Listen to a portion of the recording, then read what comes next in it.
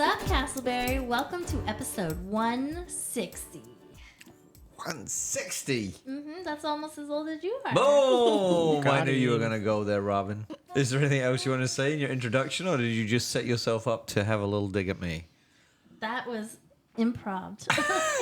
Look at you. I'm guessing our next episode is going to be improv. We have the improv master with us today. 2 shows in the last 2 days. Welcome, Carlos. Hello, hello. Aaliyah is with us. Yes. And, of course, Robin's here. Sup? Sup? What's up? So, our special guest today was actually a middle school friend of Aaliyah's. So, as we kind of break the ice, let's talk about our time in school. What was a nickname that you guys had or were given in school? Let's be vulnerable. Let's kind of confess to our listeners some of those school nicknames. Carlos, what do you got? See, like, I thought about it, and I'm like, I don't know that I necessarily had any nicknames, but I was definitely the person who would, back then, was worried to correct people. So there was people who called me Charlie, even though I didn't like being called that. There was people who called me Charlie? Peter because they misread my last name, I guess, or Pedro. And I just, like, there was a guy who, like, for the 4 years of high school, he called me Pedro, and I never corrected him because I was too embarrassed. So I don't know that I necessarily had a nickname. Nothing too embarrassing there. Just Yeah. the ignorance of people is Yeah. that's kind of part of the And I think the only other one is like my people at church or whatever. They would call me Carlitos Way all the time, like that. Like the. I think there's a movie or something, and Oh. yeah, Oh, they call me okay. that all the time. Okay. So I actually do have one, if you want me to be honest. Yes, of course. Okay. We'd hate for you to lie to our dear listeners. So middle school and high school, I was really into the arts. I mean, I still am, but I was in band, chorus, and I did dance. And I did tap dancing. So it was Tapawan, which was a mix of tap dancing and Padawan, like Star Wars. Oh, interesting. I didn't really like it. That's a little weird. Yeah. Yeah, probably not too many scars from that nickname, no? No, but it's just strange. Papawan. Yeah. Okay. All right. I'm being vulnerable. Yeah. Well, goes way back. We love you. So there you go. Robin, what about you? Any nicknames? I will not be being vulnerable or sharing those mean nicknames I was called. So we have overcome that. So how about you? You have grown as a person. Oh. There you go. There. Okay. We no longer let those things bother us. All right. Well, good for you and your Robin empowerment season. How about you, Andy? I know it was a long time ago. Boom. That's 2 burns in 1 episode. Well, for me, and I'll be vulnerable, I've kind of grown out of it a little bit. But if you look at this ear right here, is it this one? This one, my right ear. It's a little more pointy than the other ones. Do you see that? I do see it. You I see really that? do. Is it Spock? And they would call me Spock. That's an honor. No, it's not. It was offensive because I just got the one ear that's slightly more pointy. But I'm, I don't carry any grudges around it. I mean, it kind of sounds like you do. Do you want to talk about it, Andy? And we can. Well, I've lived my life thinking it was an insult, and I've just shared it vulnerably with Robin, and she says that's cool. So I don't know what that means. I'm gonna have Cool. Yeah. to talk with my therapist about that. But anyway, thank you for being vulnerable. The 3 of us who were. All right, let's go to our next segment. Casselberry in the news. Recently in the Orlando Sentinel, there was an article on a topic that has been discussed at our city commission meeting. It surrounds the Casselberry house right in the center of our community that was built by Hibbard Casselberry. It is a Gamble Rogers design, and sadly, Mr. Casselberry passed away, and the family wanted to sell it, and the city intervened and bought it at a cost of $1.3 million to save it and preserve it. But now we're reading that it's going to cost around $60 million in total to renovate. What are you guys thinking, feeling, hearing about this? So that's 1616. Yes, 1.6. It's a pretty big price tag. It is. It is. I'm not quite sure what all that entails. I know there's new roofing, and because it was such a famously designed house, there are standards that things have to be repaired towards. Yeah. Right, it has to be like up to code and safe and Yeah, all but of those but things. also kind of in line with the intent of the designer as well, because he was a big deal. Right. So are the options renovate it or let it sit there empty and do nothing? I'm sure there are several options, but those are certainly two of them. Yeah. Well, neither of those are good. I mean, renovating's good, but not 16 million. It does feel Yeah. like a lot of money. I don't know that it was all for the house because I know they wanted to do. It's a big property, and so they wanted to Yes. both renovate it, but then have it An become like a event. public park and have a public venue, Right. and Okay. So That's there's kind- some. Yeah, parking, new docks, I mean, all that kind of stuff. Yeah, I know it's really important to quite a few people in Casselberry, and I like the idea of being able to go somewhere and see the history as well as connect with the community.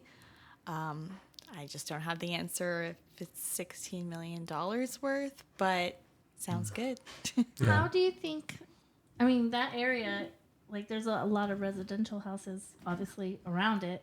So if they went through with all the renovations and made it their grand plan, how do you feel it would affect the neighbors around it? I think there's been, as the city always does, they take a lot of public comment on the public decisions that they make. And I think there's been several forums. Again, just not knowing for sure, but I think some will be in support of it because it will potentially increase house values. But I'm sure that some would be against it because of the extra noise, traffic, etc.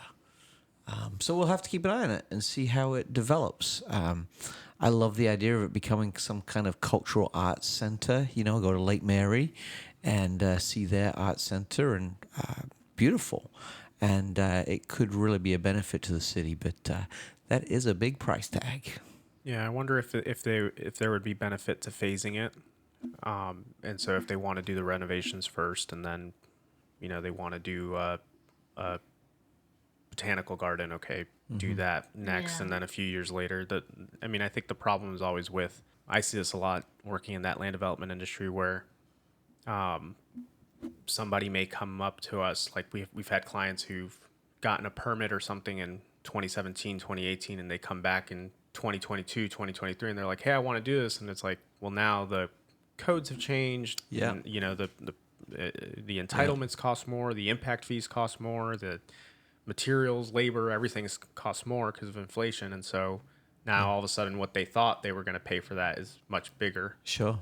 Plans need to change. It's going to be fascinating to see how that resolves itself. All right, let's move on quickly to. It's got to be someone's favorite section. It's never been my favorite section. Maybe yours, Robin. Our Yes. dad jokes of the week. Woohoo! Your enthusiasm, does that suggest you've got a dad joke, Robin? I do not. I'm Okay. just here to listen. Well, I think we're all relieved about that because yours are terrible. All right. I'm ready for this one. You are? Do you want to kick us off then, Elaine? Yes. So, has anyone seen Alien Romulus?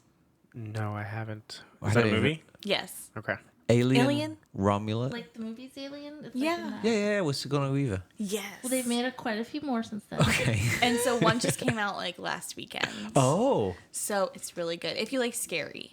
okay. I love scary movies. Okay. So I went to go see it and they had a lot of dad jokes in there. Oh. So I'm going to use one of them. It's not a spoiler. Oh. So it's I bought a book about gravity. I couldn't put it down. Hey! There That's you go. all I got. Well, talking about the kind of space gravity theme, Dad and his son were having a conversation, and the son was kind of curious. Dad, can you explain to me what a solar eclipse is? Can you tell me what a solar eclipse is, Dad?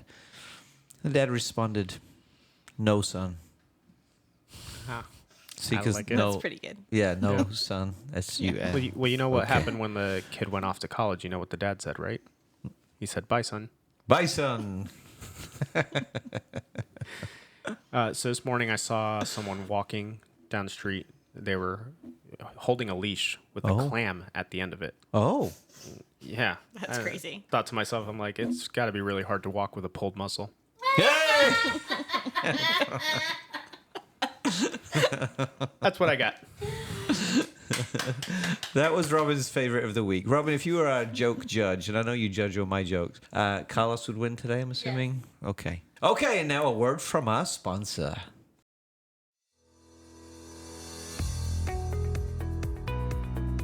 Church Together connects people together with Christ in community and for our city. Join us for worship at 200 North Triplet Lake Drive in Casselberry, Sundays at 10 a.m. For more information, visit us at ourchurchtogether.com.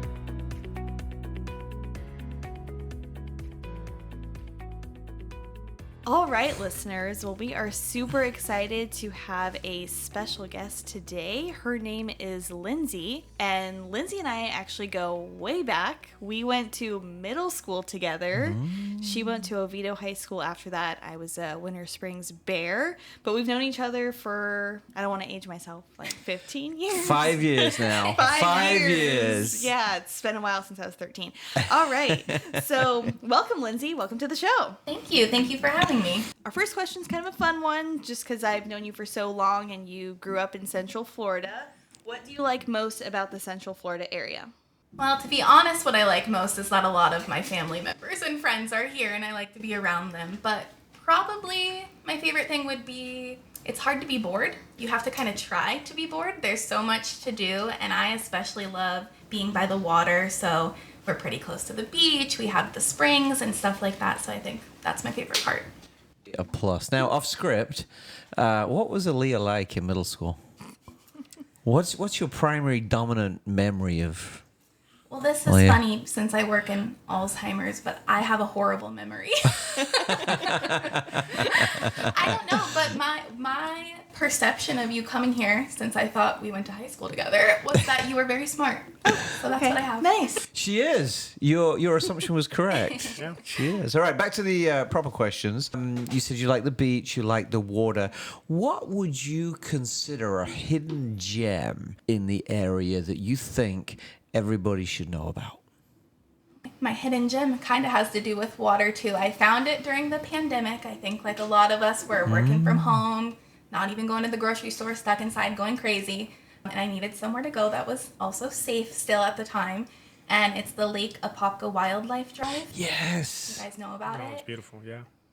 It's free to go to, and it's open on weekends and holidays. And I think it's maybe 10 miles long, and you drive through. There's, I think, over 300 species of birds, bobcats, alligators, and all of that to just look at. And there's a video or an audio recording of a guided tour you can listen to while you go through it. Yeah, my family discovered that during COVID as well, just because we wanted to get out, and we went like several weeks in a row.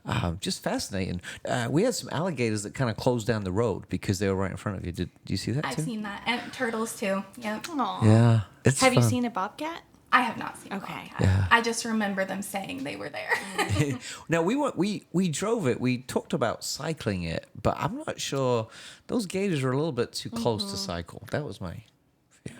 I would be shocked if an alligator grabbed you off a bike, but maybe better safe than sorry. Better safe than sorry. Yeah, I'm sure it's not a real fear, but I did see a video of a guy cycling through a trail, and there was alligators in his way, and he just went up with his bike and like started pushing them, and they like went off the trail, and then he kept going. And I was just like, I would never, ever. I mean, I don't know Nowhere if near I that believe brave. it, but they always say that cliche of they're more scared of you than you are of them. Yeah, I say the same thing about Carlos too. yeah, it's true. So can you tell us a little bit about your background and your involvement in the Alzheimer's Association? My degree is in gerontology, or the study of aging, and so that's kind of what catapulted me into Alzheimer's and dementia, unfortunately. Dementia and aging do go hand in hand a little bit.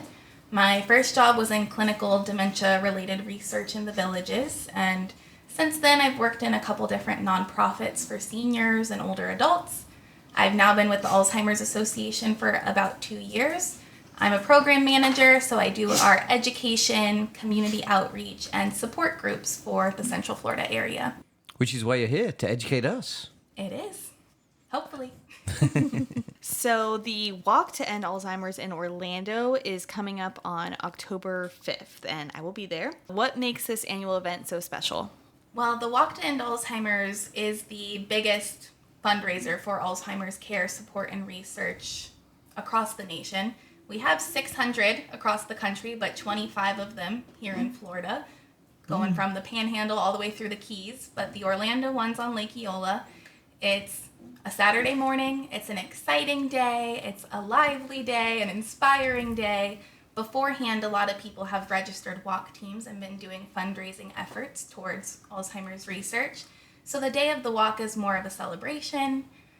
Everyone gets a pinwheel flower that you use while you walk, and they, spin in the wind.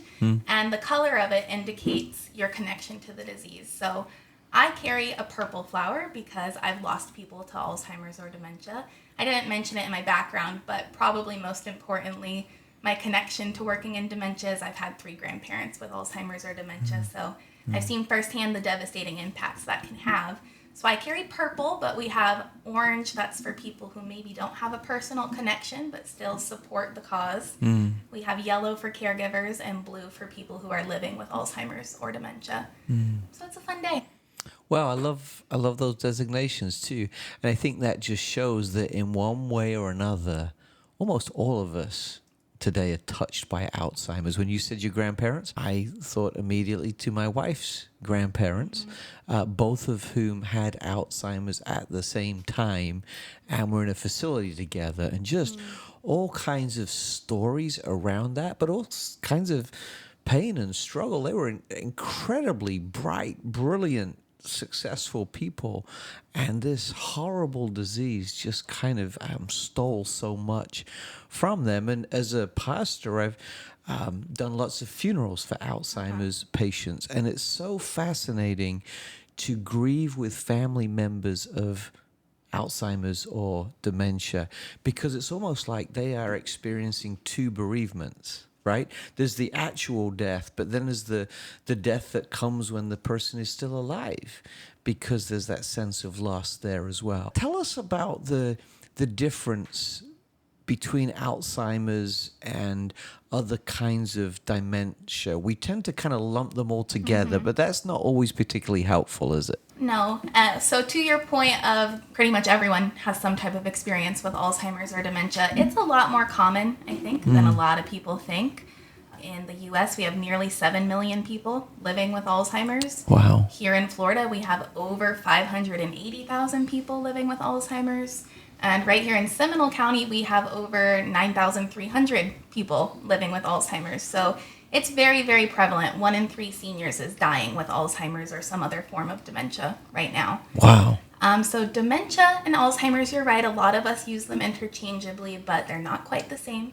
Dementia is the overall umbrella category for that collection of symptoms like changes in your memory, changes in your thinking, your behavior, your cognitive skills.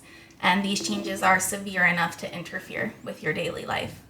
And then there's a lot of different types of dementia, Alzheimer's being just one type, but it is the most common. We believe it makes up anywhere from 60 to 80% of all dementia cases. And then there's vascular dementia that's caused by microscopic bleeds in the brain and blockages like from strokes and TIAs. There's Lewy body dementia, which has very similar symptoms to the other dementias, but also has commonly some significant, very real hallucinations.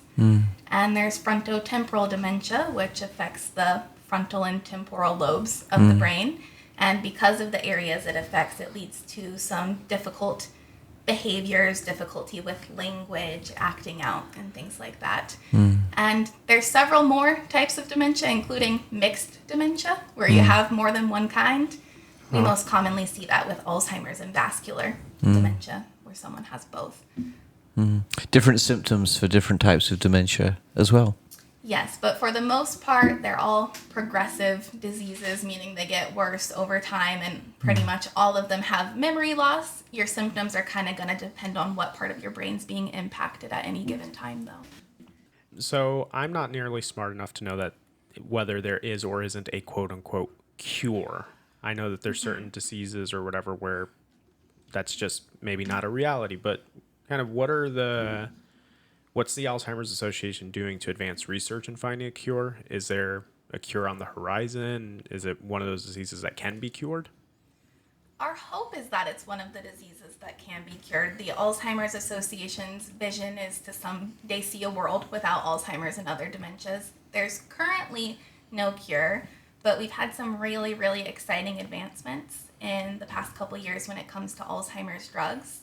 So in 2023, we received full FDA approval for one, and just last month, July 2024, we received FDA approval of another drug, and these are the first of their type that are targeting the underlying biology of the disease, and in doing so, they're slowing it down.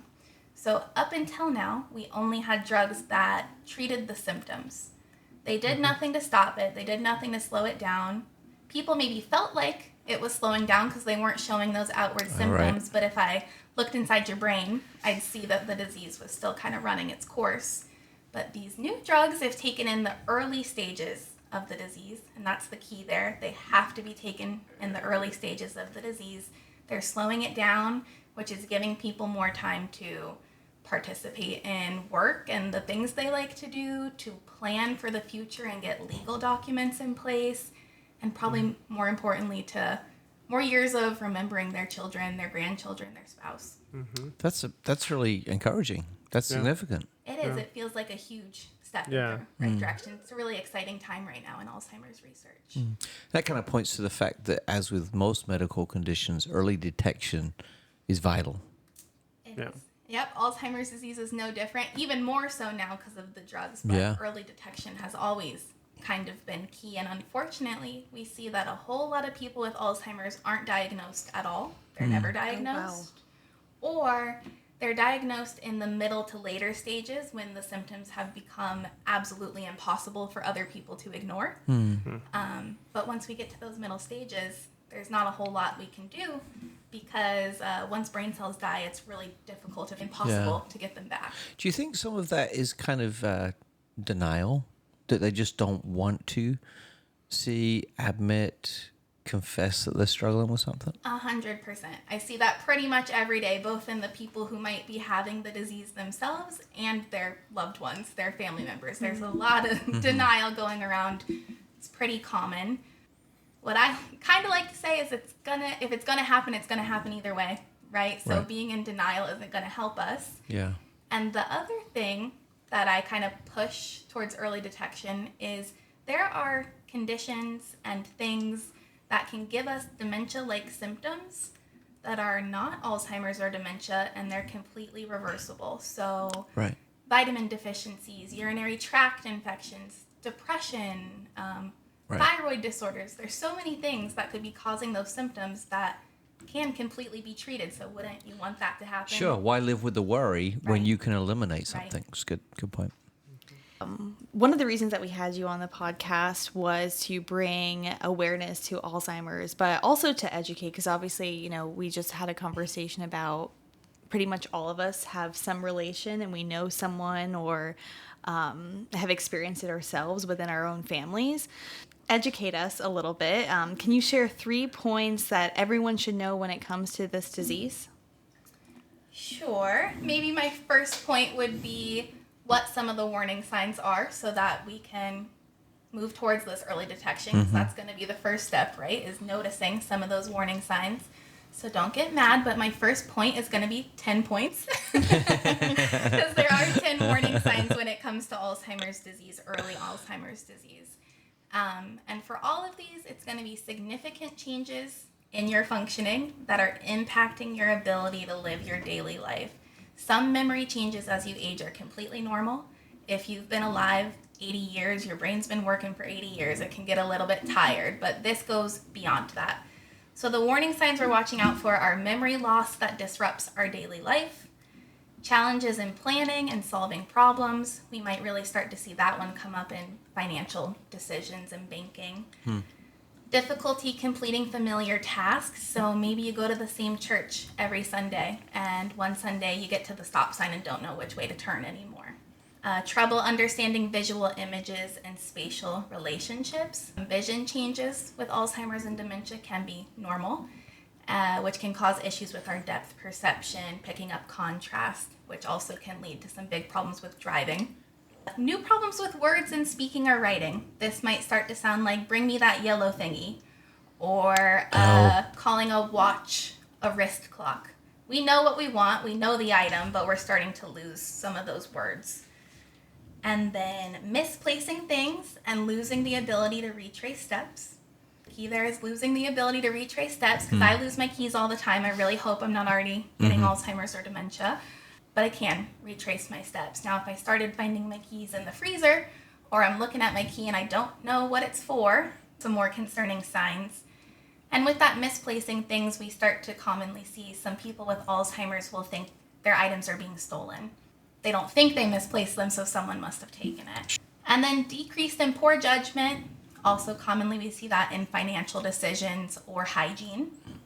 Withdrawing from work and social activities, and mood and personality changes. And those are going to be more of the negative changes, like increased depression, anxiety, confusion. So those are the 10 warning signs we're looking out for. And if we see one, we want to go get a memory evaluation done. Yeah, so I was just kind of using that as a checklist. I'm probably about 5 or 6. Should I be concerned? Well, do you actually have 5 or 6 that are impacting your ability to live your daily life? Or is it you forget a word and it comes back up to you the next day? Yes, that happens. Then that's okay. Okay. Yeah. As long as it pops. If you forget why you walked in a room, but you remember 3 hours later, that's completely normal. Really? Good. Because that happens a lot. I just can't find the word. Our brains slow down a little, but also all of us are thinking about a million different things at any given time. So you don't notice where you set something down or things like that. So was that point 1 with 10 sub-points? Oh, or yeah, does I'm that... supposed to give you 3. I mean... That was point 1 with 10 sub-points.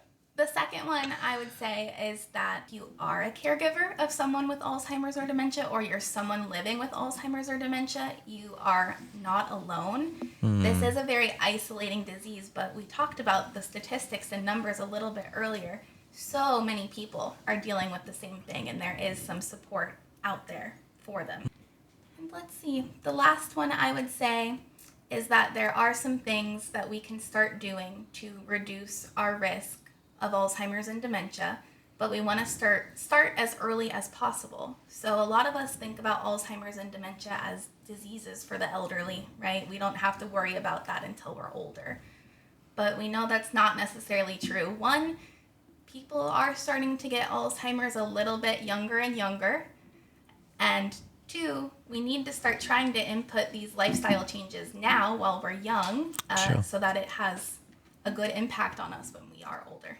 Yeah. So what would some of those risk factors be that would decrease the likelihood of getting Alzheimer's as you get older? So the risk factors... And I'm taking notes, just as the elder statesman around this table, I'm taking notes. Good. The risk factors for developing the disease, the greatest one is age. Most people with Alzheimer's are 65 or older. Sorry, Andy. Yeah, I mean, we don't want to stop that, though. I mean, you can't fight against that, can you? That's Every 5 years after 65, your risk doubles up until the point where right now, 85 and older, the risk is 1 in 3. So wow. About 34% of people over the age of 85 have a form of dementia. Wow. So age is the greatest. Also, family history is a risk factor. If you have parents or siblings who have had Alzheimer's disease, it increases your risk, and the more of those first-degree relatives you've had increases your risk more. But it's not guaranteed? Oh, no. Okay. It is not a guarantee. And there is a genetic component too, but again, not a guarantee. Only about 1% of Alzheimer's cases are contributable to a gene that guarantees you would get it. So it's very rare. That is a huge risk. That's a huge blessing to me to hear that, actually, because always assumed, you hear the genetic hereditary stuff, and with 2 grandparents-in-law that had it, you're kind of looking at the next generation and the next generation, and then even my kids, and you're wondering. So it's actually kind of comforting to know it doesn't have to be that way. Right, and there are some genes too that we call them risk genes. So if we're a carrier, it increases our risk. But we've seen plenty of people who have those genes not go on to get Alzheimer's, and plenty of people get Alzheimer's who don't have them. So Sure. it's no guarantee at all. And then in addition to those risk factors, there's some certain groups that are at even more increased risk. Hispanic Americans are 1.5 times as likely. Black Americans are 2 times as likely as older white Americans to develop Alzheimer's or dementia. Wow. Huh. Our best kind of guess right now is that has to do with higher rates of vascular disease in those communities. Your heart health and your brain health are super interconnected. So when we see more heart disease, we see more Alzheimer's. Is that cultural or genetic? More research is going into that. Yeah. And if I had to kind of give my guess, is that it's a well-rounded issue, right? It's Okay. multi-faceted. Sure. Faceted. Yep. Yeah. Yeah, I mean, with my family from India, we have heart disease in our family, and then my grandpa died of Alzheimer's. So we, like, some of my uncles went and got the genetic testing because they were worried, came back fine, that they don't have any type of, I guess, like, like something that would lead to Alzheimer's. But it's definitely something that we consider within our Indian heritage Yeah. because we have a lot of heart issues. Yeah. So. And then let me maybe ask you guys, what do you think? Who gets Alzheimer's more, men or women? I've heard it's men. You've heard it's men. I would probably go with men too, just anecdotally on those I've known. I know the Yeah, answer. don't cheat. 'cause I already told you the answer. Yeah. My information may be outdated though. My mom used to work for a psychiatrist in New Jersey, and so, I mean, that was 20 years ago at this point. So Most people do say men. The answer is actually women. I think, who knows, but one of my guesses why a lot of people say men is because we think of women as the caregiver, caring for their, male spouse or whatever else. But actually, 2/3 of the people alive right now with Alzheimer's are women. Really? Why? Because generally men like to make more of a fuss, and women just get on with it and deal with life. Amen. I don't know. When I ask that question in the community, a lot of women will say, it's because I've been remembering everything for the whole family the whole time. And yeah, there's research going into if there could be gender differences or biological differences, social differences there. But one kind of easy answer we have is women live longer than men. And if it's an age-related disease, sure. it ends up making sense that more women would live with the disease. That does make sense. So those are all those risk factors, and we can't do anything about them, right? You can't change your age, your gender, your race, any of that. But there are modifiable risk factors that we can change to try to reduce our own risk. We see that about 2/3 of Americans, we think, have at least one modifiable risk factor for developing Alzheimer's or dementia. And in order to modify these risk factors, we want to live healthy habits. And the good/bad news is it's a lot of what our doctors have been telling us to do all along. The first one is challenging our mind. So we want to be continuing to learn, continuing to seek out new skills, like learning a new language, learning a new instrument, things like that. If you do the crossword every day, good, but it's probably not challenging you so much anymore. So we want to continue to add on more and more things that challenge us. Sudoku. Yep. And yeah, move up from easy to medium once it starts getting too easy. Yes, Sudoku's good. Have you guys ever put IKEA furniture together? That does different things to my brain. It normally starts a fight in my family. Well, that's a little silly thing. I've heard some people say that feeling you get when you're putting IKEA furniture together, that frustrated brain feeling is actually kind of what you want to go for, because, when you work out your muscles, they hurt. Oh, that's good. I'm going to be fine, Robin. I got no worries. I get frustrated all the time.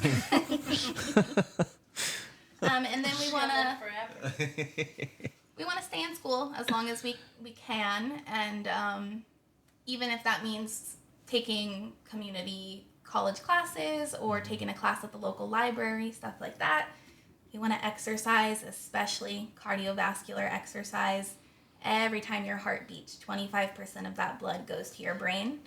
That's how your brain gets oxygen and nutrients. So exercise is important. Protecting our heads is very important. I think we've started to see retired football players, right, are starting to develop the concussion Alzheimer's stuff, and dementia. So it starts in childhood that we want our kids to be wearing helmets if they're doing something that requires a helmet. We want to make sure they're in the right car seat so that their head's protected if we were in a car accident. But it goes all the way through later life, too, that we want to make sure we don't have fall risks in our home, like a loose rug or loose cords we can trip over. If we're starting to get older and have a little bit of balance troubles, maybe we put grab bars in the bathroom or things like that. So protecting our head, not smoking. The good news here is if you do still smoke, research has shown us that when you quit smoking, your risk can go back down to that of a non-smoker. Oh, interesting. Controlling For your- Alzheimer's, not for other stuff. For though, Alzheimer's, sadly, right, yeah. yeah. Controlling your blood pressure and managing your diabetes appropriately. Eating healthy. So the diet that research suggests right now is a mix between DASH and Mediterranean. DASH is low sodium. Mediterranean, I think we've all started to hear a whole lot about. Sure. And then getting good sleep and maintaining a healthy weight. Those are the things right now that research are showing us we should start doing to hopefully reduce our risk of dementia later in life. Cool.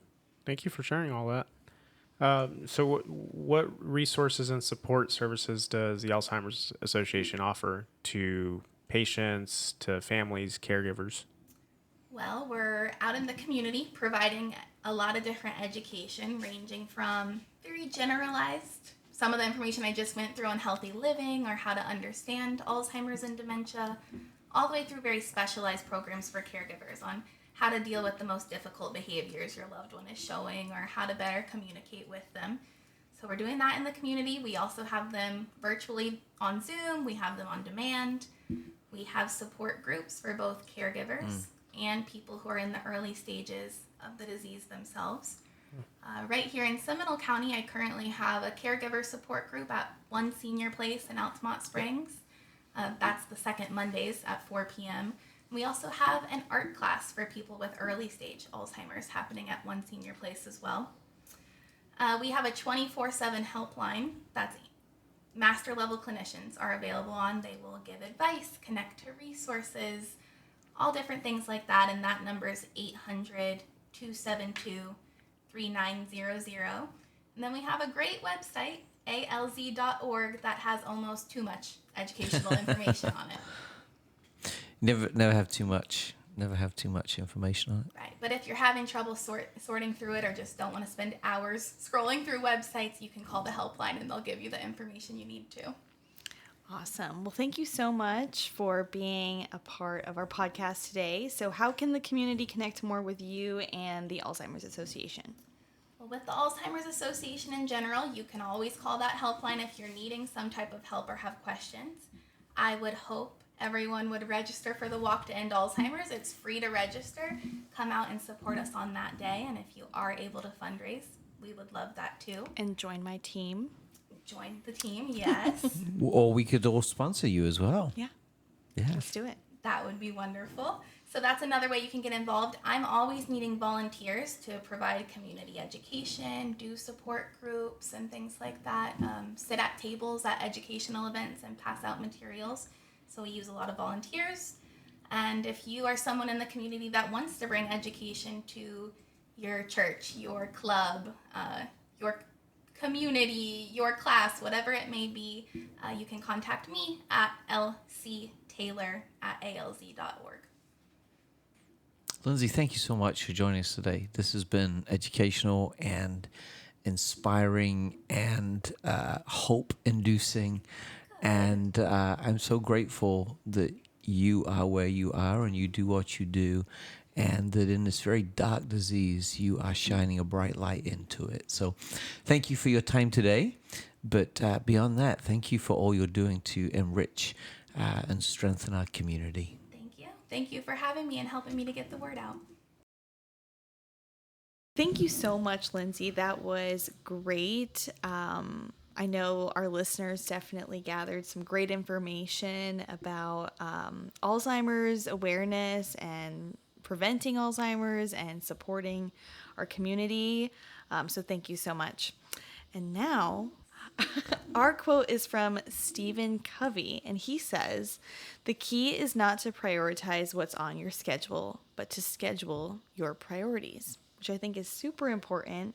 I pretty much time block my entire calendar from going out to dinner, working out, all of that, because everything is important, and I want to make sure that I don't miss it, because if it's not on the calendar, it's not happening. Yep. I am with you on that. Yeah, we did so much better with June once we started using a shared calendar and putting stuff there consistently. Mm-hmm. It's a game changer. Easier. Thank you, Stephen Covey.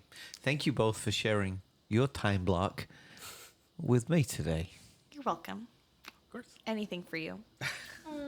And listeners, thank you for blocking out time to listen to us. Yes! This podcast is hosted by Alia Ray, Carlos Priero, and Andy Searles, and produced by Robin Kepi, the one and only. Find more information at whatsupcasselberry.com. And until next time, have a great 2 weeks.